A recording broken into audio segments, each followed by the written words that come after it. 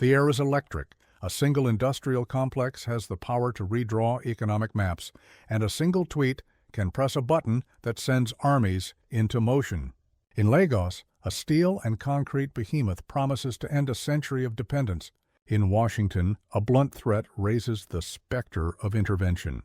Between refinery towers and diplomatic rhetoric, ordinary Nigerians and Africans find themselves holding their breath. What follows is a clear-eyed account of why the Dangote Refinery matters, why outside threats have suddenly become louder, and why Ibrahim Traoré's warning about foreign interference should not be dismissed as rhetoric, but read as a strategic alarm. The Dangote Refinery is more than an industrial project. It is a statement of intent. Built at Lekki and already processing hundreds of thousands of barrels a day, its operators and backers have announced plans to scale capacity dramatically, with public statements indicating an ambition to more than double output over coming years. If realized, that expansion would place Nigeria at the center of refined product markets in Africa and beyond, shifting the value chain from raw export dependence to local processing and export of refined fuel. That change is economic sovereignty in action: more jobs, more technology, and far greater control over pricing and supply. Against that backdrop, the tone from Washington in early November 2025 shocked many. Public threats of force and blunt rhetoric about genocide and military action were posted and amplified, prompting immediate debate over motive and timing. For decades, Nigeria's crude flowed outward, while finished fuels came back at a premium. Today, a private Nigerian refinery promises to upend that arrangement. The sudden intensity of outside political pressure, framed publicly as concern for victims of violence, came at a moment when Nigeria's industrial independence was accelerating, and that coincidence naturally raised questions about whether strategic economic shifts had become a new trigger for geopolitical interference. To make sense of those developments, we must separate two linked threads: the immediate security picture inside Nigeria and the longer arc of how resource control reshapes global power. On the security side, violent extremist groups whose attacks have killed and terrorized communities across northern and central Nigeria for years do not fit a neat narrative of one faith aggressors versus another. Independent data sets and reporting show the insurgency's victims include both Muslims and Christians, and that attacks hit a wide range of civilian targets across communities. Reducing complex violence to a single religious label obscures root causes: governance failures, land disputes, poverty, and militia tactics, and risks inflaming the very divisions extremists seek to exploit. Viewed across history, a pattern emerges. When a country moves to capture more of the value produced on its soil, to refine, process, or price its own resources, external actors with entrenched commercial and strategic interests have at times reacted with pressure that ranges from sanctions and legal maneuvering to military intervention. Libya's attempt at alternative economic architecture, Iraq's moves away from deeply embedded oil arrangements, and other episodes have been cited as turning points where sovereignty and outside interests collided, often with devastating consequences for national stability. Those precedents show why an industrial leap like the Dangote Refinery is not merely a domestic economic event. It can be read abroad as a structural challenge to long-standing global economic relationships. Into this charged mix steps Captain Ibrahim Traoré of Burkina Faso, whose recent posture toward former patrons and military partners has been unmistakable.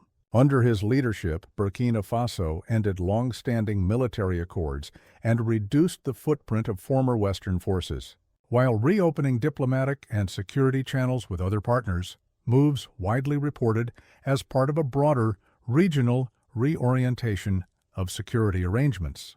Traoré's actions are presented by supporters as an assertion of national agency, the claim that states have the right to choose their partnerships and the means by which they secure their territory.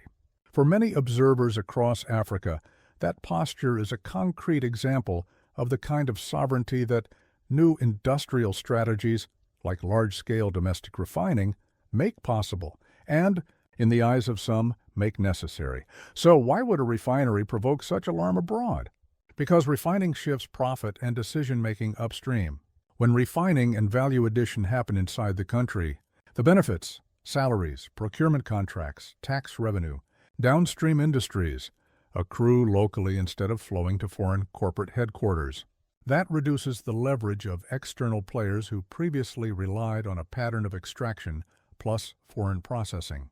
If multinational structures are rerouted locally, regional corporate leadership, managerial talent, and capital markets can develop within Africa rather than being extensions of foreign financial centers. In short, industrialization creates strategic autonomy, and strategic autonomy changes geopolitical calculations. That is precisely the point Traoré's warning aims to make. Political and military coercion is easier where economic dependencies exist. If a powerful state can argue that instability or human rights crises justify intervention, those interventions often change who controls resources and how national decisions are made. Traoré's message to outside capitals is therefore both cautionary and constructive. Cautionary in forbidding unilateral coercion framed as humanitarian or moral rescue. Constructive in pushing for African-led solutions to African problems, from regional peace-building to targeted development investments that undercut the conditions extremists exploit. Yet the alternative to outside intervention is not passivity. It requires tough practical work, investing in governance, strengthening inclusive security forces under civilian control, improving rule of law and anti-corruption institutions, and building diversified economies that tie communities directly to benefits from natural resource projects. A refinery that creates good jobs, reliable supply chains, and local procurement can be a stabilizing force, but only if the country also ensures transparency, fair revenue sharing, and broad-based social investment. The danger is that if economic growth concentrates wealth without good governance, internal grievances will deepen and invite both extremist exploitation and foreign meddling. What? Then should Nigeria, and Africa more broadly, do? First, guard unity and prevent sectarian framing from derailing a national response. Security policy must be paired with social and economic inclusion so communities see tangible benefits from industrial projects. Second, accelerate institution building, make corporate transparency, independent audits, and community benefit agreements a legal baseline for major projects so wealth generation is visible and accountable. Third, deepen regional cooperation. When neighboring states coordinate on security, trade, and energy, it becomes harder for external actors to pick off single countries and easier for African markets to absorb and distribute refined product. Fourth, engage the diaspora and private sector in transparent public-private partnerships that transfer skills and embed management capacity locally. Finally, the public conversation must be honest about motives and methods. If threats of force are raised in public, they should be met with diplomatic clarity and international mechanisms for review, not just rhetoric. At the same time, African states must be prepared to show how they will use new industrial power for public goods, schools, clinics, roads, and resilient energy systems so that sovereignty becomes visibly beneficial to citizens, not merely a slogan. Ibrahim Traoré's warning is not a provocation aimed at escalating conflict. It is a strategic line in the sand. It asks the world to recognize that when a country asserts economic independence, it is choosing a different path, one that will inevitably shift relationships, influence, and power balances. Whether that shift leads to stability or to confrontation depends on choices made now by leaders who must build institutions, by companies that must accept local accountability, and by international partners who must respect African agency rather than presume control. The Dangote Refinery is simultaneously a great economic opportunity and a diplomatic stress test.